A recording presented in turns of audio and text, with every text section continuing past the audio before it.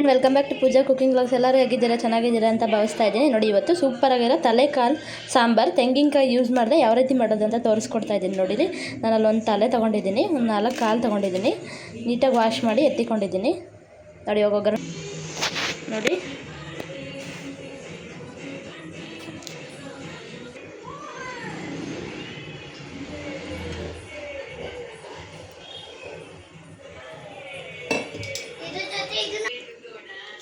ಹೆಚ್ಕೊಂಡಿರೋಂಥ ಈರುಳ್ಳಿ,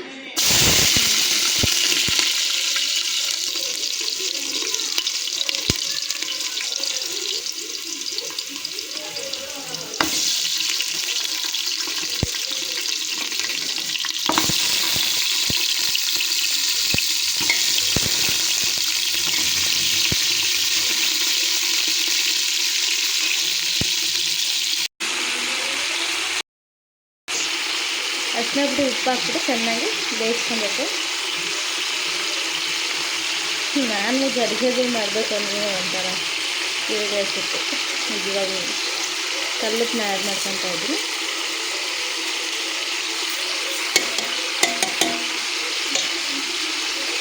ಏನು ಗೊತ್ತಾ, ಕಾಲನ್ನ ತಿನ್ನೋದ್ರಿಂದ ಕಾಲಲ್ಲಿರೋ ಮೂಳೆ, ಅದರಲ್ಲಿರೋ ತುಪ್ಪ ಏನಿರುತ್ತೆ ಅದು ನಮ್ಮ ಮೂಳೆಗೆ ತುಂಬ ಒಳ್ಳೆಯದು ಅಂತ ಹೇಳ್ತಾರೆ.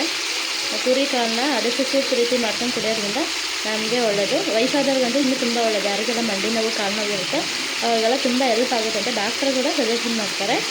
ನೋಡಿ, ಸಾಂಬಾರಾದರೂ ಮಾಡ್ಕೊಂಡು ತಿನ್ಬೋದು, ಇಲ್ಲಾಂದರೆ ನಾವು ಸೂಪ್ ಥರ ಆದರೂ ಮಾಡ್ಕೊಂಡು ತಿನ್ಬೋದು. ತುಂಬಾ ಆರೋಗ್ಯಕ್ಕೆ ಒಳ್ಳೆಯದು ಅಂದರೆ ತಪ್ಪಾಗಲ್ಲ.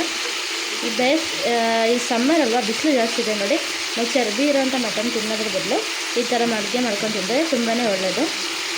ಜೀರ್ಣವೂ ಈಸಿಯಾಗುತ್ತೆ. ಈ ಸ್ಪೂನಲ್ಲಿ ಖಾರದ ಪುಡಿನ ನಾನು 4 ಸ್ಪೂನ್ ಹಾಕ್ತಾಯಿದ್ದೀನಿ. ಇದು ಖಾರನೂ ಇದೆ, ಕಲರು ಇದೆ. ನಿಮ್ಗೆ ಖಾರ ಜಾಸ್ತಿ ಬೇಕಂದರೆ 1 ಸ್ಪೂನ್ ಎಕ್ಸ್ಟ್ರಾ ಹಾಕ್ಬೋದು. 4 ಸ್ಪೂನ್ ಖಾರದ ಪುಡಿನ ಹಾಕ್ತಾಯಿದ್ದೀನಿ.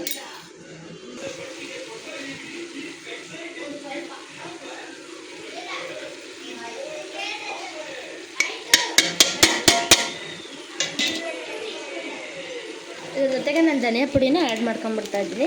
ನೋಡಿ,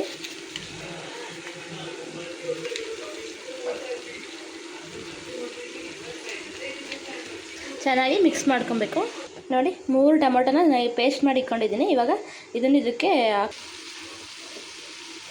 ತೋರ್ಸಲ್ಲಿ ಎತ್ತಿನ ಮಾಡ್ಕೊಂಡು ತಿಂದು ನೋಡಿ ಒಂದ್ಸಲ, ತುಂಬಾ ಟೇಸ್ಟಾಗಿ ಬರುತ್ತೆ. ಇವಾಗ ಚೆನ್ನಾಗಿ ಮಿಕ್ಸ್ ಮಾಡಬೇಕು.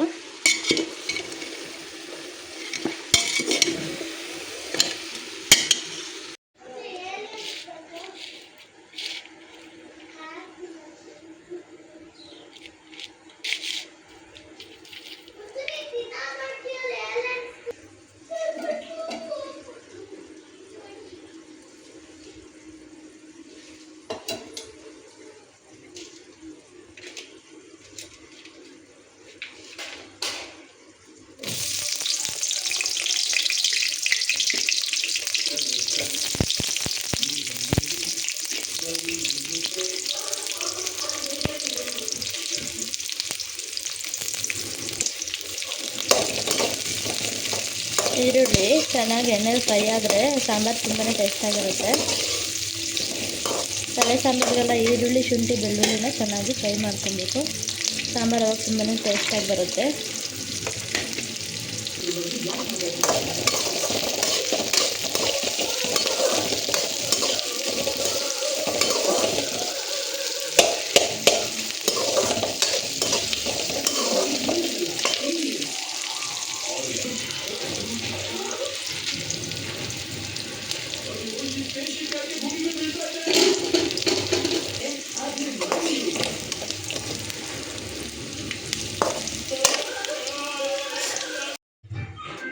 ಎರಡು ಟೊಮೊಟೊ ತೊಗೊಂಡಿದ್ದೀನಿ. ನನ್ನಲ್ಲಿ ಟೊಮೊಟೊನ ಸಪ್ರೇಟಾಗಿ ಪೇಸ್ಟ್ ಮಾಡಿದ್ದೆ.